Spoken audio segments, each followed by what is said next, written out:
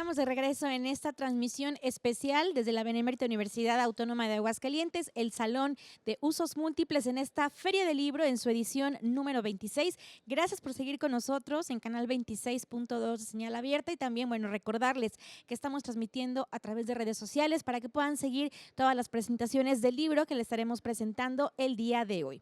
Y justamente está a punto de iniciar la siguiente, Playa Bagdad es el nombre del libro, el autor Antonio Ramos Revillas, y bueno, platicarles un poquito acerca de lo que va a presentar, ya que sus relatos y cuentos han obtenido el Premio de Literatura Joven Universitaria, el Premio Nuevo León de Literatura, el Premio Nacional de Cuento Joven, entre otros. Pero bueno, ya se encuentra listo, por supuesto, en el escenario principal para darnos a conocer este libro, acompañado de más personas. Los invitamos a conocerlo. Hola, ¿qué tal?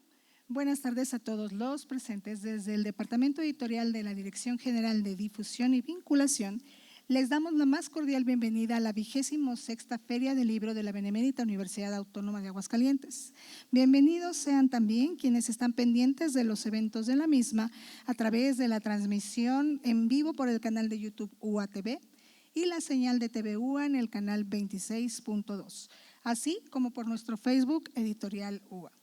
En este 2024, el Departamento Editorial tiene por primera vez a una invitada de honor internacional, EU Perú, la red peruana de editoriales universitarias y académicas, cuyo stand les invitamos a visitar en este Salón Universitario de Usos Múltiples donde nos encontramos. El día de hoy, el texto que nos reúne lleva por título Playa Bagdad, del maestro Antonio Ramos Revilla, editado por Penguin Random House. Vamos a comenzar para esta presentación dándole a los ponentes una pequeña semblanza de su historia. Voy a comenzar aquí en el centro con Xóchitl Barrientos Díaz de León. Ella nació el 11 de marzo de 1998 y es originaria de Aguascalientes.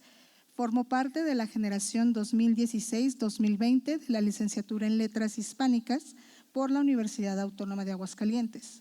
Durante su estancia en dicha institución, fungió el rol de editora en la revista estudiantil Pirocromo y fue parte de la red de revistas UA.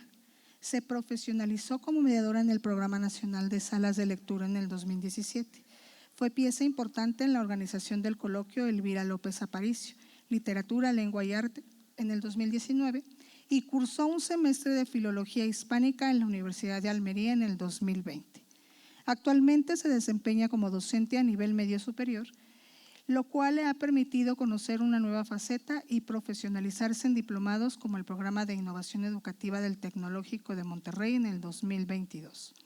Asimismo, se sigue preparando en talleres y cursos sobre literatura y mediación lectora. Muchas gracias, querida Xóchitl.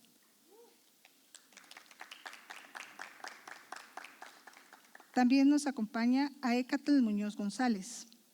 Él es licenciado en Letras Hispánicas por la Universidad Autónoma de Aguascalientes, maestro en Literatura Mexicana por la Benemérita Universidad Autónoma de Puebla y actualmente realiza el doctorado en Humanidades en la Universidad Autónoma Metropolitana, Unidad Iztapalapa. Ha sido profesor de la UA desde el 2017, profesión que combina con la investigación y difusión literaria. Muchas gracias, maestro Aécatl.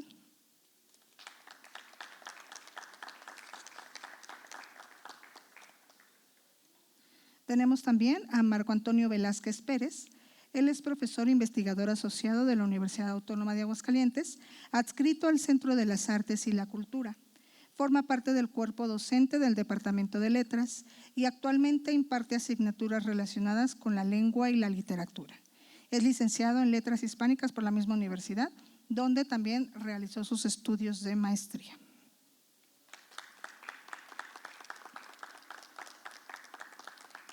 Y bueno, para cerrar también nos engalana el maestro Antonio Ramos Revilla. Él es egresado de la carrera de Letras Españolas de la Universidad Autónoma de Nuevo León, institución que le otorgó en 2015 el Premio a las Artes por su trayectoria y de la que desde el 2016 dirige su editorial universitaria. Ha obtenido en 3 ocasiones la mención de White Ravens, que otorga la Biblioteca de la Juventud de Múnich a las mejores obras para niños y jóvenes publicadas a nivel mundial, así como en 3 ocasiones el Premio Fundación Cuatro Gatos a las mejores obras para niños y jóvenes escritas en español. Fue becario del Centro Mexicano de Escritores para la Fundación Las Letras Mexicanas y Jóvenes Creadores del FONCA. Actualmente es miembro del Sistema Nacional de Creadores de Arte por segunda ocasión. Gracias. Ahora sí, pues le cedo la palabra y…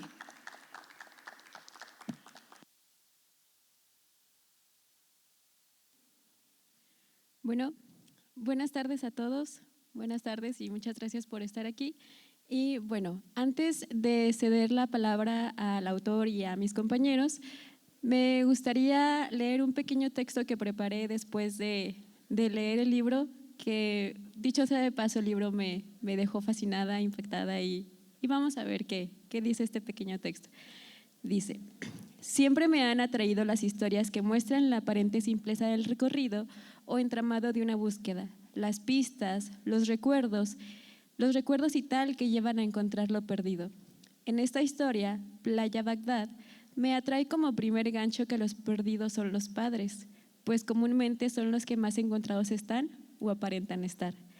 Conforme avanza la historia y el día se convierte en noche o un nuevo día, me sumo en la desesperación del personaje y el impacto de saber la realidad posteriormente. No es una historia de aventuras en las que se cumple la premisa de la trama, encontrar a los padres de Marcelo y Miguel, el narrador, o siquiera encontrar a alguien tangiblemente. Se convierte en una historia expectante y tan relacionable con cada lector en distintos aspectos, ya sea que se empatice desde el tiempo y el olvido, la memoria y los recuerdos, desde la inseguridad que aqueja al país y las desapariciones, desde Matamoros y las ciudades perdidas, desde la orilla del mundo y las playas, o los saltos en la historia de los hermanos y demás familiares, o incluso desde Rigo Tobar o Paul McCartney, o tal cual desde la experiencia de lectura que nos obliga a ir rápido y luego a respirar un poco más despacio. Es un libro que atrapa, que nos hace cuestionar y querer buscar y visitar cada lugar mencionado que hay en algunos estados del país. Pero más allá de eso, de los lugares tangibles, nos obliga a buscar y visitar nuestros más íntimos recuerdos con nuestra familia y nuestros hermanos, desde el más puro acto de complicidad, porque lo encontrará en todos sus recuerdos juntos. Gracias.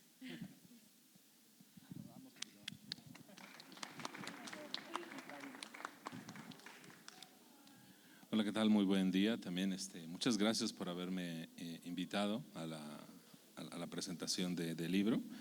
Y también me uno con mi compañera Xochitl, porque también fue un libro que realmente me encantó leer.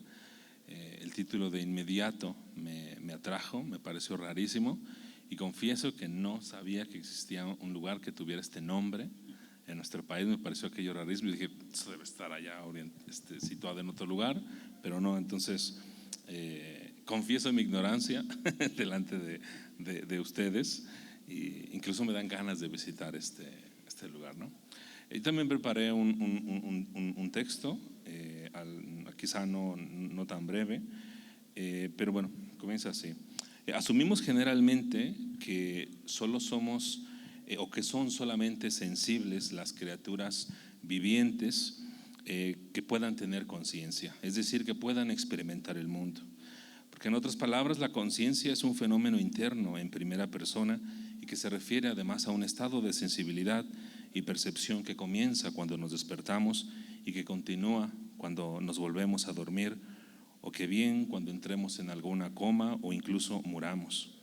Ser consciente incluso implica tener experiencia subjetiva, ya que no podemos experimentar sin ser conscientes. En cambio, no podemos ser conscientes de algo sin haberlo experimentado de algún modo. Pero cuando hablamos de literatura, ¿en qué región están los personajes? ¿Son ellos solo máquinas textuales? Aunque parece ser que son conscientes, ¿hay algo humano escondido en ellos? Quizá es la maestría del escritor, y ahora en este caso de Antonio Ramos Revillas, y quizá su maestría estriba en conseguir que el lector asuma que los personajes son conscientes. Sin embargo, cuando hablamos objetivamente, los personajes no lo son, aparentemente son solo masas de palabras. Así que la experiencia que le atribuimos a los personajes es la experiencia que nosotros hemos experimentado mientras leemos. En otras palabras, cuando leemos, nos comprometemos también con la historia que leemos. De tal manera que comprometernos con el mundo ficcional implica tener una experiencia imaginativa, y dicha experiencia generalmente se requiere de dos niveles. Experimentamos sensorialmente, por ejemplo, cuando olemos el café, cuando olemos una naranja, pero también nuestra experiencia viene influenciada cultural y conceptualmente. A veces así nos enamoramos o nos entristecemos. Además, este compromiso muchas veces se proyecta sobre lo que llamamos o podemos llamar trasfondo experiencial, el cual tiene en cada uno de nosotros todo un repertorio de experiencias y valores pasados que guían nuestra interacción con el entorno. La forma en que nos relacionamos con el mundo y con los otros muchas veces depende siempre de nuestra historia y nuestro acoplamiento estructural con el mundo. Y por supuesto, los personajes y acontecimientos representados en los textos literarios y las experiencias que ofrecen pueden diferir significativamente de lo que es posible o probable en el mundo real. La narrativa de ficción, en ese sentido, y a menudo lo hace, rompe las leyes de la realidad, ya sea representando estados de cosas físicas o naturalmente imposibles, o desafiando las convenciones de representación y los supuestos socioculturales de nuestro mundo real. Pero aunque los contenidos imaginativos y las cualidades experienciales de la lectura de los relatos de ficción pueden desviarse de las leyes y de las convenciones de nuestro mundo, la estructura subyacente de la interacción es la misma. Somos nosotros los lectores los que respondemos a la narración en función de un trasfondo vivencial. Y en este proceso muchas veces aparecen algunos mecanismos psicológicos, como es que se nos trasactivan nuestros recuerdos de experiencias pasadas, o también ocurre una simulación mental que le permite a los lectores unir las huellas de experiencias pasadas de formas novedosas, y se mantiene así el compromiso en primera persona con los personajes de ficción como la dimensión espacial en donde ellos están. Y en ese sentido, Playa Bagdad contiene todo esto. Antonio Ramos Revillas demuestra que es un maestro cuando invita al compromiso. El personaje que pierde a sus padres y que irónicamente él termina por sucederle algo. No diré que, para que de hecho lean la novela, ¿no? Como mexicanos vivimos en un espacio raro donde se nos pierden los amigos, los familiares, y esto a veces quizá ya a nadie le sorprende. Pero también la novela nos invita a la experiencia sensorial. Somos llevados por los estados anímicos de los personajes, se sienten reales, de hecho son reales. Y es una invitación a unirnos en el dolor de aquellos que no verán más a aquellos que se fueron sin dejar rastro. Pero también está implicada la experiencia influenciada por la cultura y por nuestra cultura. La novela a veces es una invitación a dejar de ver aquellas notas periodísticas que aparecen día con día, que generalmente son frías, que generalmente son morbosas y que también nos llevan a cuestionarla en busca de un entendimiento que mira hacia otro lado. Tenemos además una manera de entrar en el texto, y es que perder algo es una experiencia que todos hemos compartido, pero la novela nos introduce directamente en las emociones y en la desesperación que conlleva la pérdida de alguien. Así que en nosotros se activa el recuerdo de experiencias pasadas, que quizás es lo que necesitamos tener presente para sensibilizar y continuar animando a un pueblo a que continúe exigiendo que perder a alguien no es normal y que tampoco es corriente. Esto se hace además a través de un tipo de narrador bastante específico, que en términos literarios es un narrador homodigético, que cumple con su función al permitir que se mantenga el compromiso de los lectores con los personajes, pero también con la dimensión espacial que hay en esta historia. Entonces realmente felicito al novelista, que ahora incluso he conocido apenas hace unos instantes, por esta gran novela que nos ha dejado a todos. Muchas gracias, Antonio. Gracias.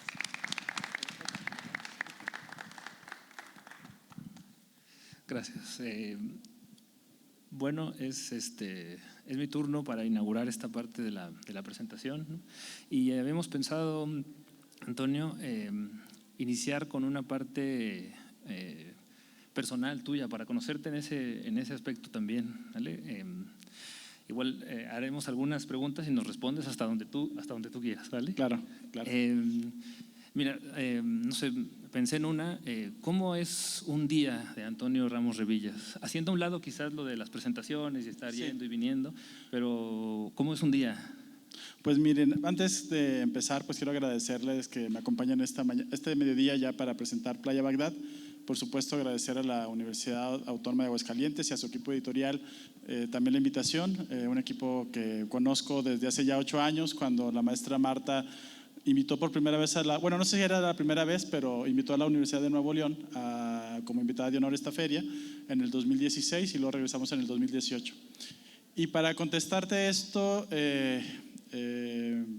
pues tengo que decirte que hace muchos años, del periódico El Norte de Monterrey, traían la idea de grabar un día a día en la vida de creadores del estado y me invitaron. Y entonces fueron a mi casa a tomarme mientras era mi día a día.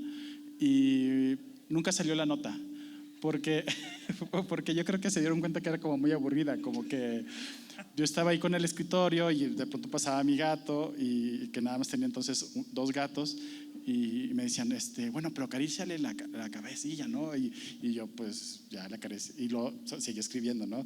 Y luego se movía el camarógrafo y yo creo que se dieron cuenta que no pasa nada interesante, porque creo que lo único que pasa interesante en la vida de los autores no es transmisible a los ojos, sino una vez que tienes la novela, una vez que alguien lee una novela tuya, es cuando realmente puedes saber cuál fue la parte más emocionante del autor, y es esa cosa intangible de la lectura y de la escritura. Pero fuera de eso, pues yo tengo una vida bastante cotidiana, bastante simple. Luego la gente dice que no es simple, pero yo sé que lo es. Pues trabajo, trabajo, cuento chistes mucho con mis compañeras de la oficina, estoy 2 horas en el tráfico, y ya, ceno.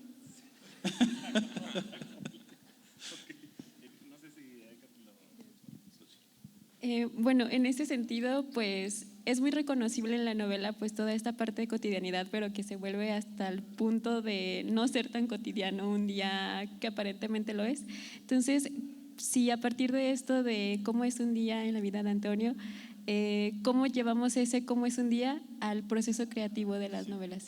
Pues lo que sí tengo todo el tiempo, bueno, no de una manera obsesiva, pero procuro ser muy sensible a los estímulos que me rodean, eso sí. Miren, el otro día salí, estaba como lloviendo y fui a comprar, pues en mi vida cotidiana fui a comprarme un pastel, ¿no? Entonces dije, traigo ganas de pastel, está frío, está lloviendo, voy por un pastel.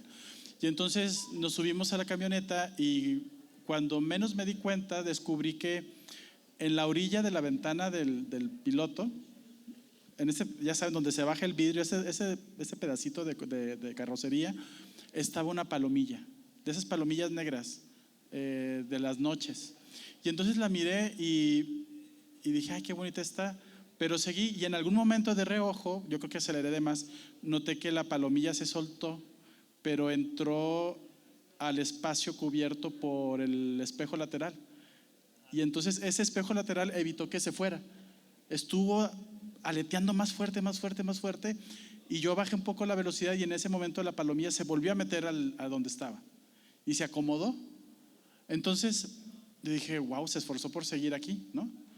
Y todo el resto del camino lo hice como a 30 kilómetros por hora o 40 kilómetros por hora, viendo que la palomilla estuviera cómoda. Entonces hice todo el camino, llegué por el pastel, abrí la puerta con cuidado, la cerré con cuidado, muy acompañado con la palomilla, y ya casi al llegar a casa se me olvidó, aceleré y cuando menos me di cuenta ya no estaba. Y entonces sentí un duelo, sí, sentí como algo que había estado protegiendo de una manera tan cuidadosa, se había ido, y pensé, esto es un símbolo, esto es una historia. Este duelo es algo que puedo escribir después. Digo, no, se me perdió no porque quisiera usarlo para escribir. Entonces, sí hago eso, todo el tiempo estoy como despierto a esos estímulos, despierto a la forma como la gente reacciona, a lo que me sucede. Y por eso es que esa vida cotidiana sí puede pasar como con mucha facilidad luego a los libros, porque yo estoy observando siempre. Y esto me lo dijo una señora que cuando yo me fui a la Ciudad de México, me dieron la beca del Centro Mexicano de Escritores, que era una institución que fundó Alfonso Reyes y que duró solamente 52 años. Bueno, es un montón, 52 años. Y yo tuve la fortuna de ser de la generación 51. Y un día estábamos desayunando y la señora voltea, bueno, tengo que decirles además que era una señora que era ¿cómo se llama? Cuando nuestros abuelos son nuestros tíos, nieta, abuela, era sobrina nieta de Juan José Arriola. Ellos eran Arriola y venían de acá, bueno, no, de allá de Guadalajara, de Ciudad Guzmán. Y cuando me dijo que, bueno, el caso es que me dice un día, dice: Toño, sí sabes de qué se trata la escritura, ¿verdad? Y yo pensaba, pues tenía 24 años y le dije, pues sí, ¿no? Pues de escribir y de leer. Y entonces, sí, de juntar palabras. Y me dijo: no, Toño, no se trata de eso. Le dije: entonces, ¿de qué se trata? Se trata de mirar, se trata de observar. Porque ¿cómo vas a escribir algo que no sabes mirar? Y entonces yo me quedé así como, bueno, se nota que es la sobrinieta de Arriola, ¿no? Y dije, ok. Y entonces, y es cierto, o sea, a partir de entonces como que empecé a modificar, al ya no pensar que la literatura era el lenguaje, sino que la literatura era el lenguaje al servicio de la observación. Y así fue como estoy como siempre despierto, siempre observando y todo eso, ¿no?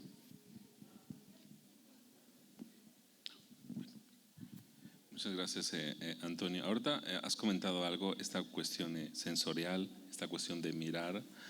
El escritor de novelas debe tener los ojos bien abiertos entonces a mostrarnos algo de la realidad que ve. O bueno, que nosotros vemos, pero él la ve a veces desde otro lugar, ¿no? Entonces, quería preguntarte, Antonio, en ese sentido, también tienes toda una carrera que has desarrollado como escritor de literatura infantil. Y pareciera ser como si hubiera otro Antonio que parece que escribe para otro público. ¿Cómo mira el escritor Antonio hacia ambos públicos? ¿Existe tal división? Sí, pues mira, yo creo que sí existe, pero tiene que ver también con mi formación como autor. Yo empecé a escribir desde la secundaria, o sea, en la secundaria escribía poemas y se los compartía a mis compañeras y a mis compañeros y decían, pues está bien, ¿no? O sea, y tampoco tenía por qué celebrarlo mucho, pero de pronto era así como raro. Pero a partir de los 19 empecé ya a tomarme como más en serio eso. Yo no quería ser escritor, pero descubrí que podía escribir, que podía utilizar el lenguaje para algo que no fuera contestar exámenes y mandar cartas de amor, ¿no? Que mandé muchas y todas fallidas, dicho sea de paso. Entonces, empecé a explorar eso de la escritura y en algún momento dije, puedo escribir cuentos, ¿no? Puedo utilizar el lenguaje para otras cosas. Y me seguí, y hasta los 27, toda como mi formación fue como así, como un escritor de literatura tradicional, ¿no? Pensando en los grandes maestros, Rulfo Arriola, Catherine Mansfield, que me encantaba mucho, Josefina Vicens, etcétera, Amparo Dávila. Y en algún momento alguien me dijo que tenía un tono en mis blogs para niños. Y dije, ¿cómo? Yo me sentí ofendido, la verdad, porque pues también cuando escribes para adultos piensas que esa es la única literatura que existe y que toda la demás es menor y etcétera. Es la literatura de veras, sí. Y entonces dije, pues, pero como también desde entonces mi filosofía es que a todo lo que me digan, yo siempre digo que sí, salvo cosas que no atentan contra la moral y esas cosas. Dije, pues bueno, está bien, voy a intentar escribir una novela para niños. Y no podía porque sentía también que escribir una novela para niños era como rebajar el lenguaje, como tenía un problema ahí mental muy feo. Finalmente la pude escribir y los niños y niñas que leían esa novela les gustaba por cosas que usualmente no hay en un tipo de literatura infantil y juvenil, que es que los protegen en demasía, que no les permiten conocer el mundo. Y en esta novela, pues había un poco de violencia, sí había mucha violencia, pero también, aunque el niño cumplía su ruta del héroe, lo que intentaba resolvía solamente lo que podía y muchas cosas quedaban sueltas, las que pertenecían al mundo de los adultos. En esta novela secuestran niños y él logra detener a quien secuestra a los niños, pero los niños no vuelven a aparecer porque ya desaparecieron, ¿no? Entonces, estos niños y niñas de 8 o 9 años decían que les encantaba porque se les hablaba del secuestro infantil, que ellos sabían que existía, pero que ningún adulto les decía. Entonces, para mí fue como muy revelador y me quedé como con eso. Y pasado todo este tiempo he llegado a una conclusión. ¿Cuál es la diferencia para mí en escribir libros para niños y para jóvenes o para adultos. Todavía en los libros para niños y para jóvenes le doy espacio a la esperanza, de una forma como mucho más luminosa, más clara. Y en los libros para adultos solamente hay derrota y frustración y una belleza que tiene que ver con esa derrota y frustración. Entonces, así es como lo separo. Pero tengo cosas bien lacas. Miren, cuando publiqué mi primera novela, que era El cantante de muertos, pues fue una novela que salió en el 2010 y para mí fue muy inesperado que a finales de ese año, de pronto cuando empezaban a salir como los libros del año y todo eso, de pronto había como una voz unánime en los medios especializados y en la crítica especializada de México diciendo que era la novela del año de un autor mexicano. Y yo me sentí así como asustado, porque dije, wow, o sea, sí les gustó a la gente, o sea, tuvo lectores, y me sentí así, y de pronto dije, ¿y ahora qué voy a hacer? ¿Cómo escribo otra novela que le vaya también como a esta, ¿no? Que la gente diga, es la novela del año. Realmente había unas reseñas muy elogiosas. Y dije, pues me lo voy a quitar escribiendo otra cosa. Y mi siguiente novela fue una novela para adolescentes que se llama Puppy Love. Entonces, de así del cantante de muertos, la literatura seria, pasé a Puppy Love, que es una novela de alguien que se enamora por primera vez y rescata perros y gatos de la calle. Y entonces mis amigos me decían, ay, Toño pudo ser el cantante de muertos, pero se volvió el Puppy Love. Y entonces yo dije, ay, qué bueno, porque también así me quité la presión y pude como seguir haciendo lo que quería hacer. Qué interesante eso que nos mencionas. Mira, también voy a hacer quizás una pregunta más centrada en la novela. Que, por cierto, ahorita mencionaste El cantante de muertos. Yo también disfruté mucho esa novela, El cantante de muertos, cuando salió. Y tiene que ver más cómo fue el génesis de esta novela, de Playa Bagdad. ¿Cómo la fuiste construyendo? Sí. Ay, Dios. Pues miren, la verdad es que la parte más, el detonante de la novela es una experiencia personal. Porque en el 2019 en Matamoros hay una cosa que se llama el Festival de Otoño y entonces ese 2019 le entregaron el reconocimiento a Elmer Mendoza y la gente de Matamoros, que yo no conocía además, me dice, oiga maestro, usted puede venir a platicar con Elmer para que la ceremonia de premiación. Y yo le dije, pues sí, o sea, sí puedo ir. Fui y se me hizo fácil llevarme a mis papás.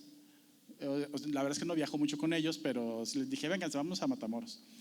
Y pues me los llevé. Y pasé el evento y todo eso. Y el siguiente día les dije, pues los voy a dejar sueltos para que se vayan a pasear ahí donde ustedes, dije, para que se vayan a noviar y yo voy a ponerme a leer, ¿no? Y los cité a tal hora en una cafetería, en la cafetería de la novela, el Café París, y pasada media hora no llegaban. Y yo me empecé como a alterar. Recordé que no tenían celular, me salía de la cafetería para ver dónde estaban y bueno, a la media hora llegaron ahí. Ya de regreso en la carretera venía regañándolos porque dicen, ¿cómo se les ocurre salirse sin avisar? Bueno, lo que ellos te podrían decir a ti cuando eres pequeño, ¿no? Pero llega una edad en la edad de los padres en los cuales ya uno como adulto los puede regañar y vienen así como apenadillos. Y entonces les dije, ¿qué les digo a mis hermanos si ustedes se me pierden en Matamoros, ¿no? Y cuando les dije eso, a 140 kilómetros por hora, bajando por la carretera de Reynosa, dije, ay caray, esto puede ser una novela o esto puede ser una historia. Y entonces me emocioné mucho y les dije, terminé de regañarlos y les dije, esto que acabo de decir puede ser como una novela. Y pues me dijeron, ay, pues qué bueno, ¿no? Pero te quiero decirles además que no han leído la novela, se las entregué hace un mes y el otro día les pregunté, ¿cómo van? Ay, es que hemos tenido mucho trabajo, me dijeron. Entonces no la han leído. Y ahí surgió, pero pronto me di cuenta que la novela no era de eso. O sea, que el punto de partida sí era un personaje, un hermano que le decía al otro que había perdido a sus papás en Matamoros, pero poco a poco me di cuenta que tenía que hablar de otra cosa para poder ser como funcional. Me parece bastante interesante justo relacionándolo con esto que nos comentabas hace un rato sobre ser muy perceptibles, muy susceptibles a la vida cotidiana para luego desembocarlo en una novela, ¿no? Entonces, pues como ya nos mencionas, surge a partir de una experiencia totalmente personal, pero es una oportunidad bastante interesante para incluir temas muy escabrosos, ¿no? Como la cuestión de la inseguridad, las desapariciones, incluso la cuestión de la salud mental. No sé qué tanto durante la escritura fuiste consciente consciente de estos temas o si fue como muy a propósito. Sí, no, fíjate que acabo de poner en Facebook una frase que dije en una entrevista que me hicieron Y la frase era que la novela no se planea, sino que sucede. Es decir, yo tengo un punto de partida y una serie de personajes y empiezo a ver qué es lo que hacen.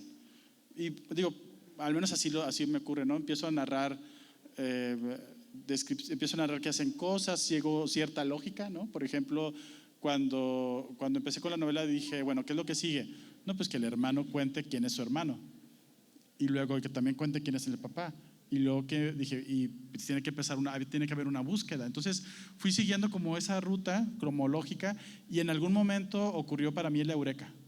Y el eureka fue que dije, pues es Matamoros, es violencia, desaparición, todo eso. Y metí que el personaje, después de visitar a los policías, lo siguiente que ocurría es que aparecía finalmente el narcotráfico. Aparecía una camionetona, ya saben de esas, y le entregaba un recado al personaje y le decía, sabemos dónde están tus padres.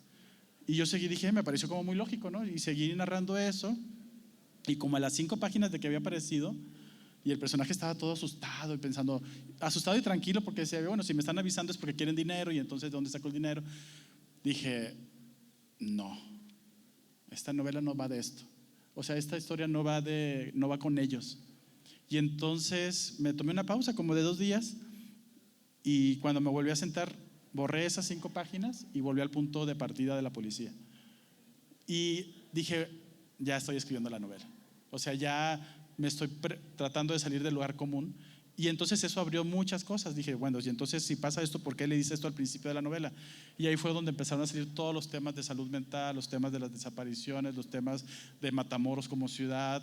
Y así como eso fueron pasando más cosas, ¿no? De pronto di con la vuelta de tuerca del final de la primera parte, surgió el tema de las ciudades desaparecidas, el Puerto Bagdad que está ahí a la vuelta, y luego escribí como la versión y tenía menos peso, la verdad, el puerto y la playa. Y volví a ir a Matamoros levantándose la pandemia en el 21, me volvieron a invitar y fui, y otra vez fui con mis papás. Dije, para recuperar como la sensación, ¿no? O sea, ya no lo solté, pero dije, para recuperar, ya no les dije que se fueran por ahí, les dije, los tuve siempre junto a mí.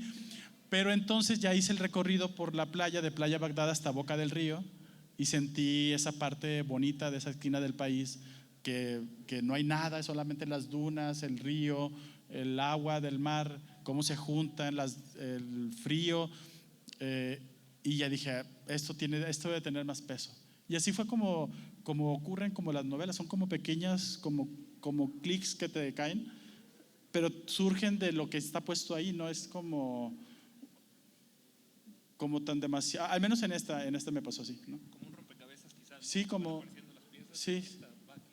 Sí. Sí. Y luego me han dicho, cuando me han estado haciendo entrevistas por la novela, me preguntan cosas muy puntuales y yo les digo, mira, ocurre esto por esto. O sea, como que sí es una novela en la cual hice demasiado mecanismo como subterráneo para enlazar cosas, apuntalar otras.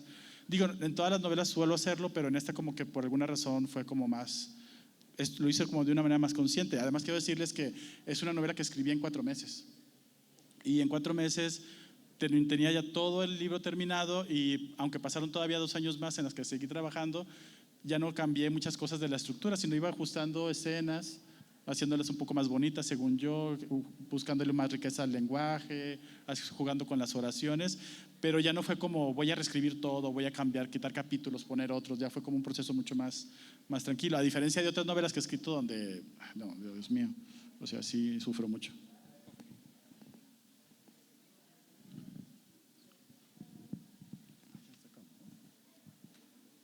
Bueno, tenemos un par de minutos por si alguien quiere hacer alguna pregunta, algún comentario para los ponentes o para el maestro Revillas. Aquí levanten su mano y les acercamos el micrófono. Anímense ahorita que tenemos aquí. ¿Nadie? Si no, que ellos me hagan otra pregunta porque están muy buenas. Ustedes digan. Maestra. ¿Nimo?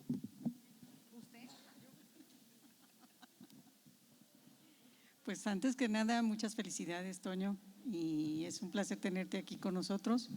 Te dije hoy en la mañana, bueno, es que hoy en la mañana lo vi en el hotel cuando estaba desayunando, que ya empecé a leer tu libro me está atrapando. Qué bueno que no spoilaron todo.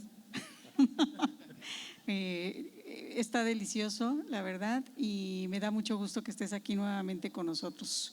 Siempre serás bienvenido a la Autónoma de Aguascalientes y tú sabes que te apreciamos mucho aquí. Felicidades. Pues es mutuo, muchas gracias. ¿Alguien más que tenga algún comentario, alguna pregunta? ¿No? Bueno, yo también ya se lo dije de viva voz. Muchas gracias, maestro. Para mí es un sueño, lo sigo hace años y tener hoy la oportunidad de estar acá, pues también. Y para concluir, los seguimos invitando a todos a visitar los stands de UA Perú, aquí detrás de nosotros, la Red al Texto y la librería de la UA para adquirir este y todos los ejemplares que sean de su interés. El libro Playa Bagdad tiene un costo de 279 pesos. Aprovechen para que se los firme el maestro. Y a continuación seguimos la jornada del día con la presentación del libro Mujeres Trans en el Perú, Historias de Vida e Identidad de Jimena Salazar Lostanao del Fondo Editorial Cayetano. Muchas gracias a todos y pues seguimos aquí en la Feria del Libro.